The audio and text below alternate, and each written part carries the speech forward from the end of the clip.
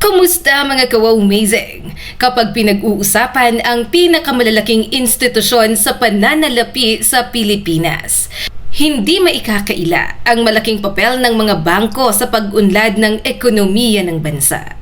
Sila ang nagsisilbing tagapag-ingat ng ipon ng milyon-milyong Pilipino, tagapagpahiram ng kapital sa mga negosyo, at katuwang ng pamahalaan sa pagpapaunlad ng iba't ibang sektor.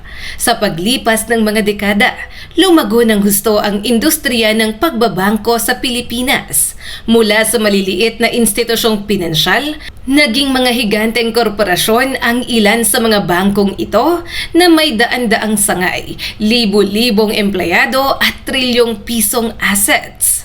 Ngunit alin nga ba ang pinakamalalaking bangko sa Pilipinas? Kung handa ka na ka-Wow-mazing, tara, simulan na natin. Number 10, Security Bank Corporation. Ang Security Bank Corporation ay isa sa mga pinakamatatag na pribadong bangko sa Pilipinas. Naitatag ito noong taong 1951 at isa sa mga unang pribadong bangkong Pilipino matapos ang ikalawang digmaang pandaigdig. Sa mahigit 7 dekada nitong operasyon, unti-unti itong lumago hanggang maging isa sa mga pangunahing institusyon sa pananalapi sa bansa. Ang bangko ay itinatag ng grupo ng mga negosyanteng Pilipino at sa kasalukuyan ay pinamumunuan ng mga pangunahing stockholders nito. Nakilala ang Security Bank dahil sa mahusay nitong serbisyo sa retail banking, auto loans, housing loans, credit cards at business financing. Sa paglipas ng panahon, nagawa nitong makipagsabayan sa mas malalaking bangko sa pamamagitan ng paggamit ng modernong teknolohiya.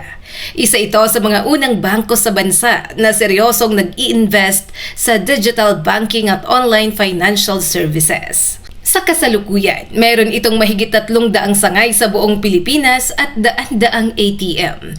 Ang kabuuang assets nito ay umaabot na sa mahigit 1 trilyong piso, dahilan upang mapasama ito sa listahan ng pinakamalalaking bangko sa Pilipinas.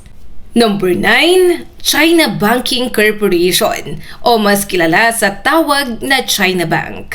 Ang China Bank ay isa sa pinakamatandang pribadong bangko sa Pilipinas. Itinatag ito noong 1920 ng kilalang negosyante na Chinese-Filipino na si D.C. Chuan, isang pioneer sa larangan ng kalakalan at pagbabangko sa bansa.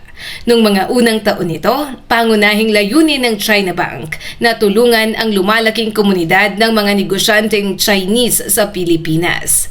Ngunit kalaunan ay naging isa itong pambansang institusyon na nagsisilbi sa iba't ibang uri ng kliyente. Malaki rin ang naging papel ng SM Group sa paglago ng bangko matapos itong maging bahagi ng negosyo ng Pamilya C.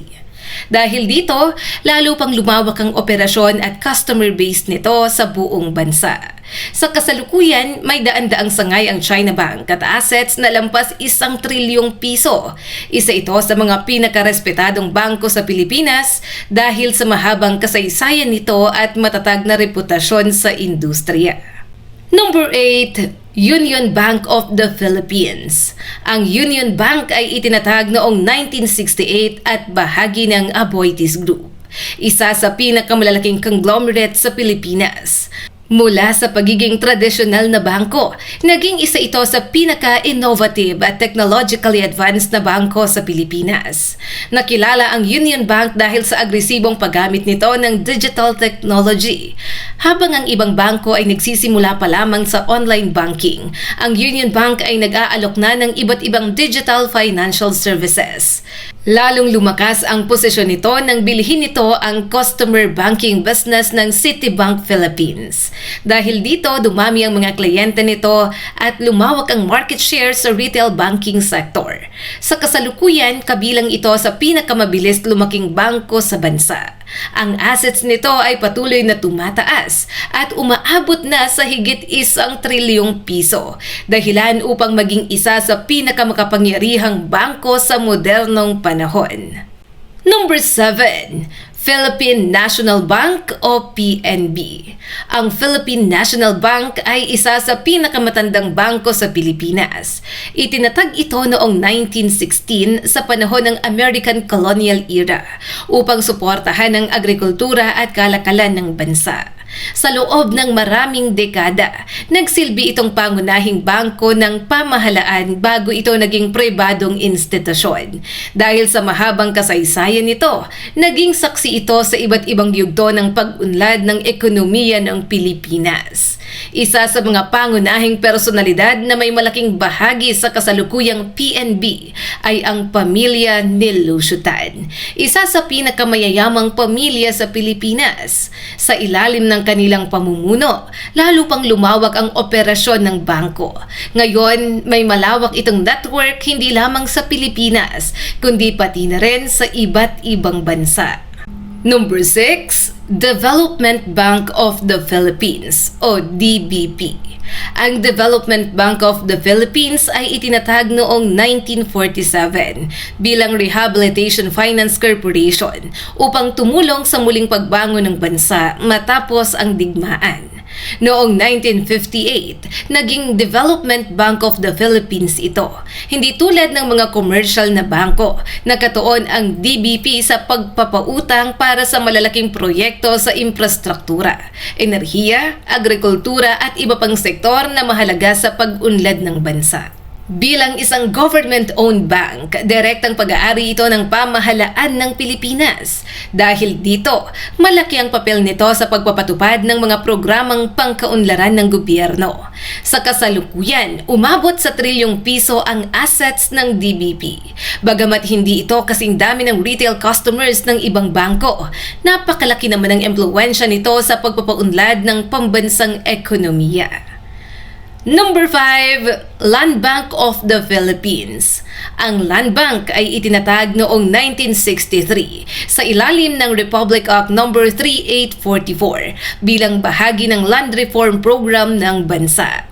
Pangunahing layunin nito noon ang pagtulong sa mga magsasaka at pagbibigay ng suporta sa sektor ng agrikultura. Sa paglipas ng panahon, lumawak ang tungkulin nito at naging isa sa pinakamalaking bangko sa buong Pilipinas. Pag-aari rin ito ng pamahalaan at nagsisilbing pangunahing institusyon para sa distribusyon ng iba't ibang benepisyo, ayuda at programang pinansyal ng gobyerno. Sa kasalukuyan, kabilang ang Land Bank sa pinakamalalaking bangko sa Pilipinas na may assets na umaabot sa ilang trilyong piso.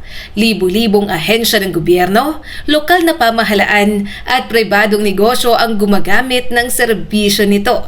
Number 4, Metro Bank. Ang Metro Bank ay itinatag noong 1962 ng yumaong negosyanteng si George S. K.T. Mula sa isang maliit na bangko sa Quiapo, mabilis itong lumago at naging isa sa pinakamakapangyarihang institusyong pinansyal sa Pilipinas. Kilala ang Metro Bank sa malawak nitong network ng mga sangay at ATM. Sa loob ng maraming dekada, naging paborito ito ng mga negosyo at korporasyon dahil sa matatag nitong serbisyo. Bukod sa retail banking, malaki rin ang presensya nito sa corporate banking, investment banking at international finance. Dahil dito, naging mahalagang bahagi ito ng paglago ng maraming negosyo sa Pilipinas. Ngayon, ang Metro Bank ay may assets na umaabot sa ilang trilyong piso at daan-daang sangay sa buong bansa. Dahilan upang mapasama ito sa top 4 ng pinakamalalaking bangko sa Pilipinas. Number 3, Bank of the Philippine Islands o mas kilala sa tawag na BPI. Ang BPI ang pinakamatandang bangko sa Pilipinas at maging sa buong Timog Silangang Asya. Itinatag ito noong taong 1851 sa panahon pa ng mga Kastila. Mahigit 170 years na ang nakalipas. Ngunit nananatili pa rin ito na isa sa pinakamatatag at pinakarespetadong bangko sa Pilipinas. Isa itong patunay ng kakayahan nito na makasabay sa pagbabago ng panahon. Sa kasalukuyan, bahagi ito ng Ayala Group, isa sa pinakamatandang business conglomerate sa Pilipinas. Ang suporta ng Ayala Corporation ay nakatulong ng malaki sa patuloy na paglago nito. May milyon-milyong depositor ang BPI at assets na umaabot sa maraming trilyong piso. Ang kombinasyon ng mahabang kasaysayan, matatag na pamamahala at modernong serbisyo ang dahilan kung bakit kabilang ito sa pinakamalalaking bangko sa Pilipinas. Number 2, Philippine Savings Bank o PS Bank. Ang PS Bank ay itinatag noong 1960 at isa sa pinakamalalaking savings bank sa Pilipinas. Ito ay subsidiary ng Metrobank Group at nakilala ito dahil sa pagtuon nito sa consumer banking, housing loans, auto loans at iba pang serbisyo para sa karaniwang Pilipino. Sa sektor ng thrift banking, matagal nang nangunguna ang PS Bank pagdating sa assets, deposits at bilang ng mga customer. Ito ang dahilan kung bakit itinuturing itong pinakamalaking savings bank sa Pilipinas. Sa kabila ng mas maliit nitong operasyon kumpara sa universal banks, napakalaki ng impluwensya nito sa thrift banking sector at patuloy itong lumalago taon-taon. At narito na tayo sa tuktok ng ating listahan, mga ka-amazing. Number 1, Banco de Oro o BDO Unibank. Sa unang pwesto ay ang Banco de Oro o mas kilala bilang BDO Unibank. Ito ang pinakamalaking bangko sa Pilipinas batay sa kabuuang assets, deposits, loans at lawak ng operasyon. Nagsimula ito noong 1968 bilang Acme Savings Bank bago ito mabili ng pamilya ni Henry C. Sr., ang nagtatag ng SM Group. Mula noon ay mabilis itong lumago hanggang maging pinakamalaking bangko sa bansa. Malaking bahagi ng tagumpay nito ang koneksyon nito sa napakalawak na negosyo ng SM Group. Dahil dito, nakabuo ito ng napakalaking customer base mula sa mga mall, retail businesses at real estate projects at iba pang negosyo ng grupo. Sa kasalukuyan, may mahigit 1,000 sangay at libu-libong ATM ang BDO sa buong Pilipinas. Ang assets nito ay umaabot sa maraming trilyong piso, dahilan upang ito ang opisyal na pinakamalaking bangko sa Pilipinas at isa sa pinakamakapangyarihang institusyong pinansyal sa buong Southeast Asia. At yan ang 10 pinakamalalaking bangko sa Pilipinas, ka-amazing. Mula sa mga makasaysayang institusyon tulad ng BPI at PNB hanggang sa mga modernong higante tulad ng BDO at Union Bank. Makikita natin kung gaano kalaki ang papel ng mga bangko sa paghubog ng ekonomiya ng ating bansa. Sa inyong palagay, alin sa mga bangkong ito ang may pinakamagandang serbisyo? At alin naman ang pinagkakatiwalaan ninyo para sa inyong ipon at negosyo? Siyempre, kung nagustuhan yung video na ito, huwag kalimutang mag-like and subscribe at pakishare na rin para mas marami pa ang makapanood.